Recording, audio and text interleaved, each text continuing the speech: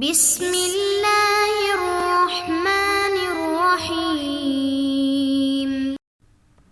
بسم اللہ الرحمن الرحیم، الحمدللہ رب العالمین، والصلاة والسلام علی رسولہ محمد وآلہ واصحابہ اجمعین، اما بعد۔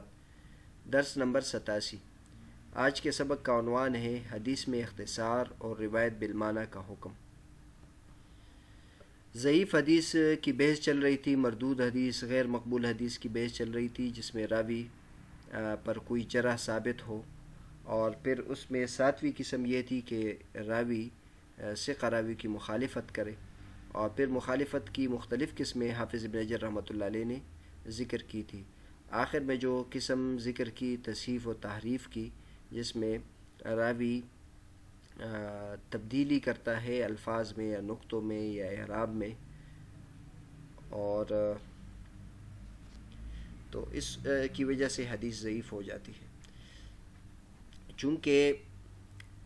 اس تبدیلی اور اس رد و بدل اور اختلاف میں کے ساتھ مناسبت والی بحث اختصار الحدیث اور روایت بالمعنی ہے، تو حافظ ابن حجر رحمۃ اللہ علیہ نے یہاں حدیث کے مختصر کرنے اور حدیث کو بالمعنی روایت کرنے کی بحث بھی ذکر کی۔ جیسے کہ پہلے ذکر کیا تھا، حافظ ابن حجر رحمۃ اللہ کی کتاب نزہۃ النظر کی خصوصیت ہے کہ اس میں جو بھی بحث ذکر کی ہے وہ ایک مربوط انداز میں، مرتب انداز میں ذکر کیا ہے، جس میں ایک بحث کا دوسرے بحث کے ساتھ باقاعدہ ربط ہوتا ہے، تعلق ہوتا ہے۔ تو یہ اس کتاب کی خصوصیت ہے۔ تو چونکہ اصول حدیث سے متعلق ایک اہم بحث حدیث کو مختصر کر کے بیان کرنے کا حکم، اور اس طرح روایت بالمعنی کا حکم، یہ بھی اصول حدیث کا ایک اہم مسئلہ ہے۔ تو حافظ ابن حجر رحمۃ اللہ علیہ نے اس موقع کو مناسب سمجھا، اور یہاں چونکہ اس کا تعلق بھی ہے اس بحث کے ساتھ، اس لیے حافظ ابن حجر رحمۃ اللہ علیہ نے یہاں اس کا ذکر کیا۔ فرماتے ہیں ولا يجوز تعمد تغییر صورت المتن مطلقا ولا الاختصار منه بالنقص ولا ابدال اللفظ المرادف باللفظ المرادف له الا لعالم بمدلولات الالفاظ وبما يحيل المعاني على الصحيح في المسألتين۔ فرماتے ہیں کہ متن کی صورت کو بدلنا قصدن مطلقاً جائز نہیں ہے، اور نہ اس سے کچھ کم کر کے مختصر کر کے بیان کرنا بھی جائز نہیں ہے، اور نہ مرادف لفظ کو مرادف لفظ کے ساتھ بدلنا، یعنی ہمانہ لفظ کو ہمانہ لفظ کے ساتھ بدلنا بھی جائز نہیں ہے۔ یہ تینوں چیزیں جائز نہیں ہیں، مگر اس شخص کے لیے جو عالم ہو، اور وہ الفاظ کے معانی اور مدلولات کا بھی عالم ہو، اور اس چیز کا بھی عالم ہو کہ الفاظ کے تبدیل کرنے سے جو معانی پر فرق پڑتا ہے، اس کا بھی عالم ہو۔ ان دو مسئلوں میں یہ صحیح اور راجح مسلک ہے۔ یعنی حافظ ابن حجر رحمۃ اللہ فرماتے ہیں کہ متن کے لفظ کو مطلقاً تبدیل کرنا اور اس کو مختصر کرنا، یعنی الفاظ مرادف لفظ کی جگہ مرادف لفظ تبدیل کرنا، اور یا زیادہ بات کو مختصر کر کے ذکر کرنا، یہ دونوں جائز نہیں ہے۔ لیکن یہ اس شخص کے لیے جائز ہے جو فقیہ ہو، جو عالم ہو، اور اس کو پتہ ہو کہ الفاظ کے معانی کیا ہوتے ہیں، اور پھر الفاظ کے بدلنے کی وجہ سے معانی میں کیا فرق پڑتا ہے۔ جب اس کو ان چیزوں کا علم ہو تو وہ پھر متن میں تبدیلی بھی کر سکتا ہے اور متن کو مختصر بھی کر سکتا ہے۔ اور یہاں حافظ ابن حجر رحمۃ اللہ فرماتے کہ یہ صحیح مسلک ہے۔ مطلب یہاں کچھ اور مسلک ایسے بھی ہیں جو کہتے ہیں کہ اگر وہ عالم ہے اور وہ فقیہ ہے، پھر بھی اس کے لیے یہ بدلنا جائز نہیں ہے۔ ان دو اختصار بھی جائز نہیں ہے، اور متن کو کہ لفظ کو مترادف لفظ کے ساتھ بدلنا بھی جائز نہیں ہے۔ لیکن حافظ ابن حجر رحمۃ اللہ فرماتے کہ راجح مسلک یہ کہ یہ جائز ہے۔ یہ مختصر حافظ ابن حجر رحمۃ اللہ نے بتایا، آپ تفصیل میں جا رہے ہیں۔ حافظ ابن حجر رحمۃ اللہ علیہ اما اختصار الحدیث فالاکثرون علی جوازه بشرط ان يكون الذي يختصره عالما لأن العالم لا ينقص من الحديث إلا ما لا تعلق له بما يبقيه منه بحيث لا تختلف الدلالة ولا يختل البيان حتى يكون المذكور والمحذوف من منزلة خبرين او يدل ما ذكره على ما حذفه بخلاف الجاهل فإنه قد ينقص ما له تعلق كترك الاستثناء. فرماتے ہیں جہاں تک حدیث کو مختصر کرنے کی بات ہے تو اکثر علماء کرام اس کے جواز کے قائل ہیں، لیکن وہ شرط لگاتے ہیں کہ جو مختصر کر رہا ہے وہ عالم ہو، کیونکہ عالم حدیث میں سے کسی ایسی چیز کو کم نہیں کرے گا جس کا جو ذکر کر رہا ہے اس کے ساتھ تعلق ہو. اگر اس کے ساتھ اس کا تعلق ہو تو وہ ضرور ذکر کرے گا، لیکن وہ اگر کم کرے گا تو اس چیز کو کم کرے گا جس کا مذکورہ چیز کے ساتھ تعلق نہیں ہے، اس طور پر کہ وہاں دلالت مختلف نہ ہو اور بیان میں خلل نہ آئے. اب مثلا ہم قرآن مجید میں دیکھ رہے ہیں، قرآن مجید میں اللہ تبارک و تعالیٰ فرماتے ہیں لا تقربوا الصلاۃ وانتم سکارى. اب بعض جگہوں میں تو انسان کچھ لفظ ذکر کر کے کچھ حذف کر دے تو کوئی فرق نہیں پڑتا،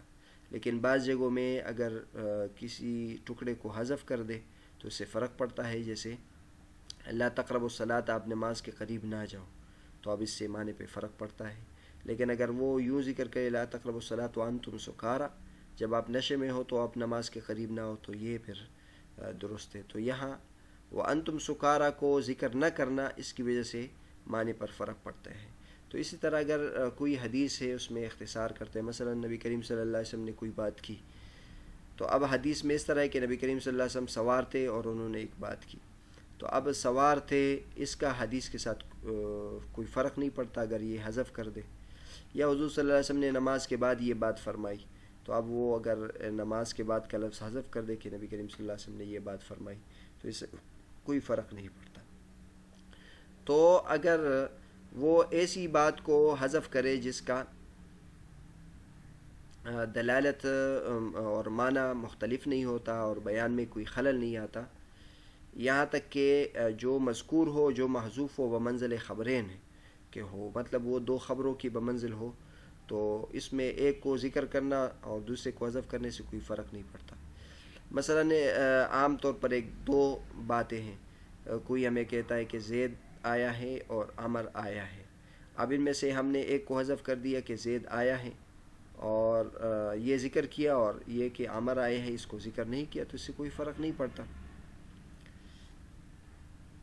او یدل ما ذکرہ علی ما حذفہ، یا وہ ایسا لفظ ذکر کرے کہ جس کی وجہ سے جو حذف کر رہا ہے اس پر اس کی دلالت بھی ہو.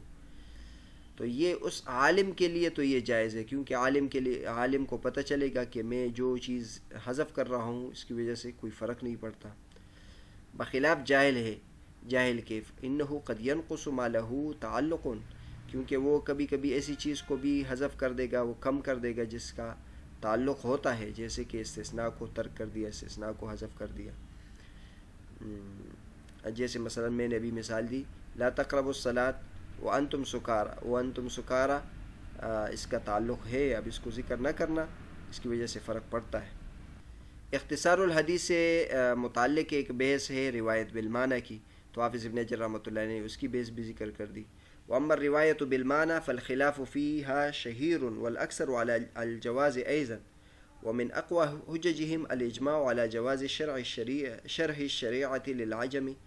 بلسانهم للعارف به، فإذا جاز الإبدال بلغة أخرى فجوازه باللغة العربية أولى. وقيل إنما تجوز في المفردات دون المركبات، وقيل إنما تجوز لمن يستحضر اللفظ ليتمكن من التصرف فيه، وقيل إنما تجوز لمن كان يحفظ الحديث فنسي لفظه وبقي معناه مرتسما في ذهنه فله أن يرويه بالمعنى لمصلحة تحصيل الحكم منه، بخلاف من كان مستحضرا للفظه. وجميع ما تقدم يتعلق بالجواز وعدمه، ولا شك أن الأولى إيراد الحديث بألفاظه دون تصرف فيه. روایت بالمعنی کی جو بحث ہے ایک بہت زیادہ مفصل بحث ہے، اور جو تدوین حدیث کی کتابیں ہیں اور دفاع حدیث کی جو کتابیں اس میں اس کو بہت زیادہ مفصل انداز میں ذکر کیا جاتا ہے.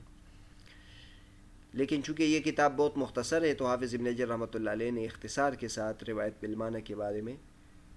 تفصیل ذکر کی ہے. فرماتے ہیں روایت بالمعنی، جہاں تک کہ روایت بالمعنی ہے تو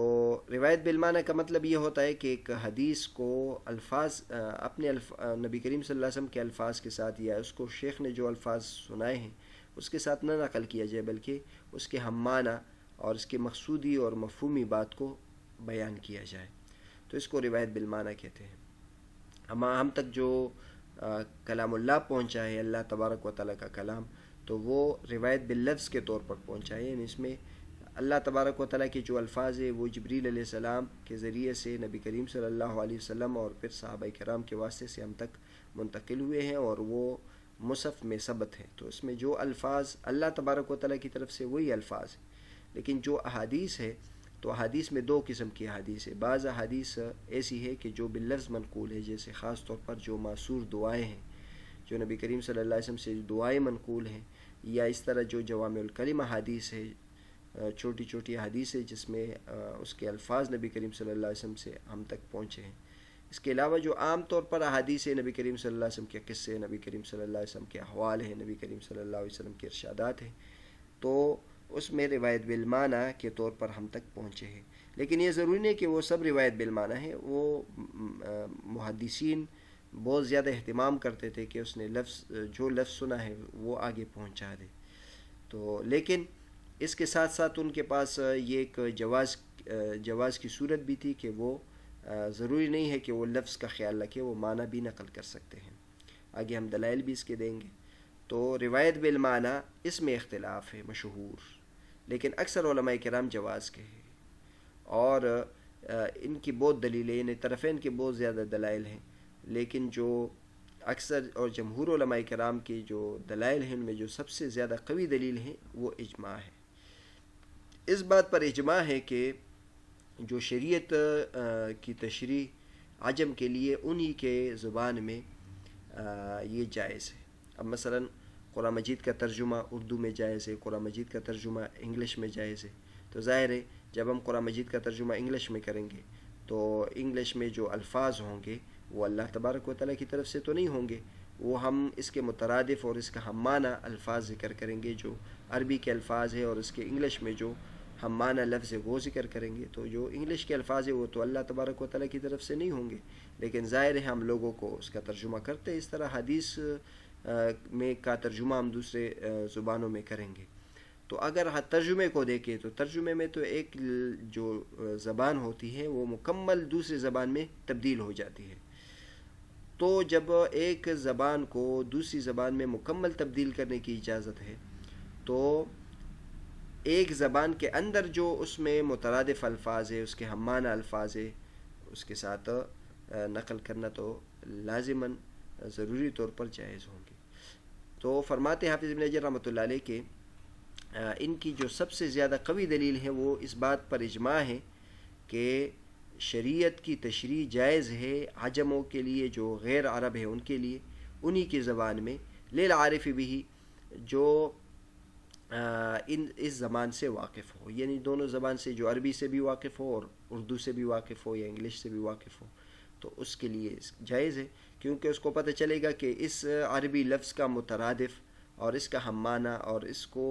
ادائیگی کے جو طریقے ہیں وہ دوسری زبان میں اس الفاظ کے ساتھ کریں گے تو اس شخص کے لیے جائز ہے۔ تو جب دوسری زبان کے جاننے والے کے لیے جائز ہے تو عربی کا جو ماہر ہو تو وہ اگر عربی کے ایک لفظ کو دوسرے لفظ کے ساتھ تبدیل کرے گا تو یہ جائز ہے۔ جیسے مثلا اس کو بتایا ہے جلس النبی صلی اللہ علیہ وسلم، اب جلس کو قعد النبی صلی اللہ علیہ وسلم کر رہے ہیں، تو یا مثلا خاف النبی صلی اللہ علیہ وسلم، اب اس کو خشی النبی صلی اللہ علیہ وسلم کے ساتھ الفاظ کے ساتھ مترادف الفاظ کے ساتھ ذکر کرتے ہیں تو کوئی بات نہیں۔ فَإِذَا جَازَ الْإِبْدَالُ بِلُغَةٍ أُخْرَى، جب دوسری زبان کے ساتھ بدلنا جائز ہے تو عربی زبان کے ساتھ اس کا بدلنا تو بدرجہ اولا جائز ہوگا۔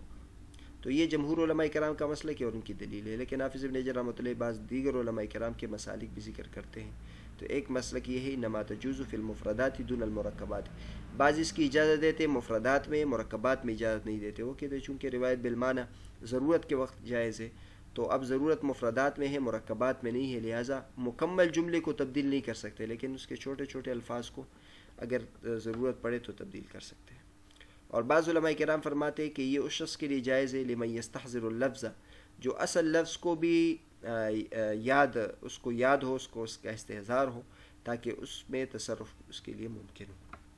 یعنی بعض علماء کرام فرماتے ہیں کہ اس کو جو الفاظ پہنچے اس کو اصل الفاظ بھی یاد ہو،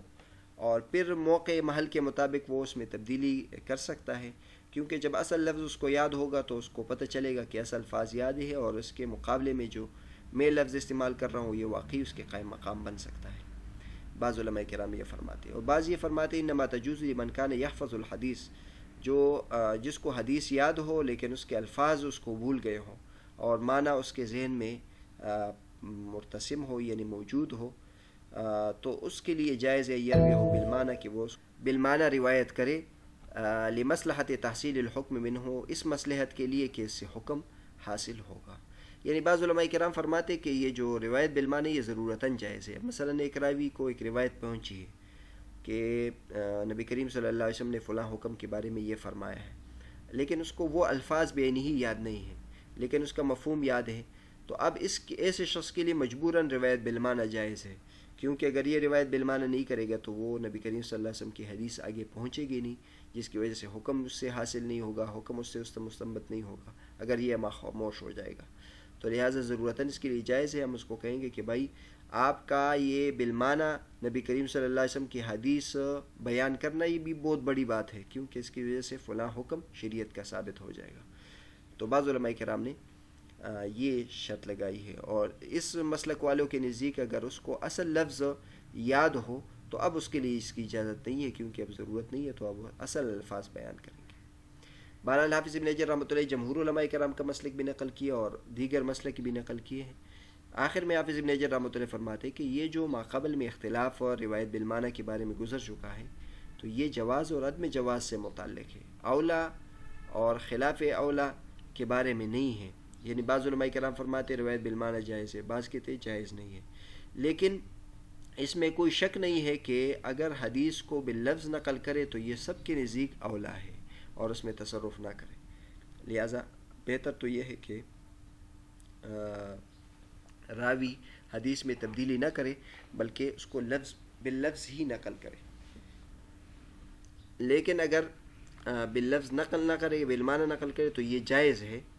بہتر پھر بھی یہی ہے کہ اس کو لفظ بلفظ نقل کرے۔ آگے حافظ ابن حجر رحمۃ اللہ فرماتے قال القاضی عیاض ينبغي سد باب الروایت بالمعنى لئلا يتسلط من لا يحسن ممن يظن انه يحسن كما وقع لكثير من الرواة قديما وحديثا والله الموفق۔ قاضی عیاض رحمۃ اللہ فرماتے کہ روایت بالمعنی کا دروازہ بند کرنا چاہیے تاکہ وہ شخص مسلط نہ ہو جو اچھے طریقے سے روایت بالمعنی نہیں کر سکتا ہے، اور وہ یہ گمان کرتا ہے کہ وہ میں اچھے طریقے سے روایت بالمعنی کر سکتا ہوں، تو وہ شخص اگر اس فن میں مسلط ہو جائے گا تو اس کی وجہ سے نقصان ہو جائے گا، جیسے کہ قدیماً اور حدیثاً یعنی پہلے زمانے میں اور آج کے زمانے میں بہت زیادہ روات کے ساتھ اس طرح ہوا ہے کہ وہ روایت بالمعنی کرتے اور اس کی وجہ سے فرق ہوا ہے۔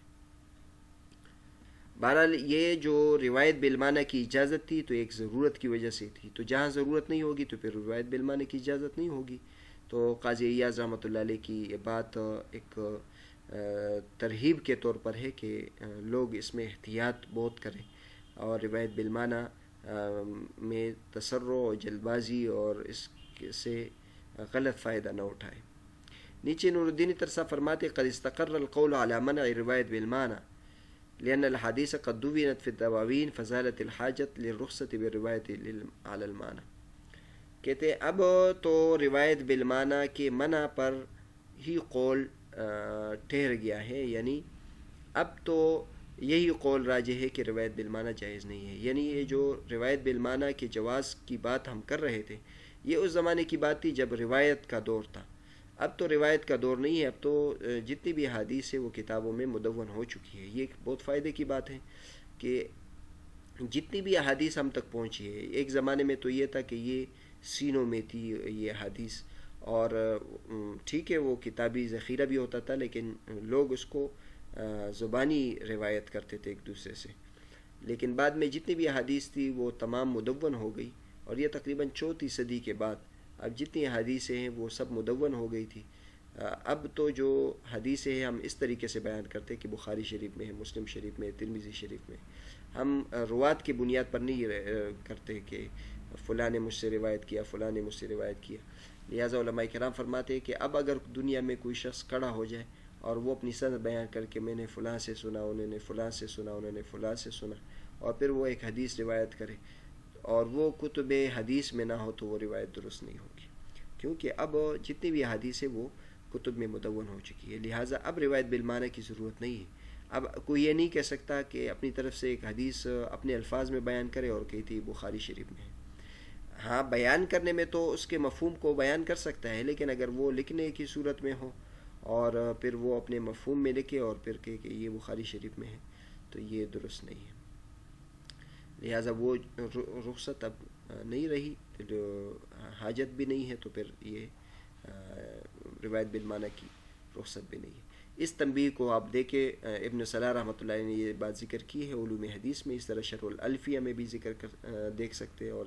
اختصار علوم الحدیث میں بھی ذکر کیا ہے علامہ ابن کثیر رحمۃ اللہ علیہ نے. روایت بالمعنی کی بیس کئی کتابوں میں ہے، لیکن یہ علی نائف بقائی رحمۃ اللہ کی حفظہ اللہ کی کتاب ہے تسہیل علوم الحدیث میں انہوں نے روایت بالمعنی کی تعریف بھی کی ہے.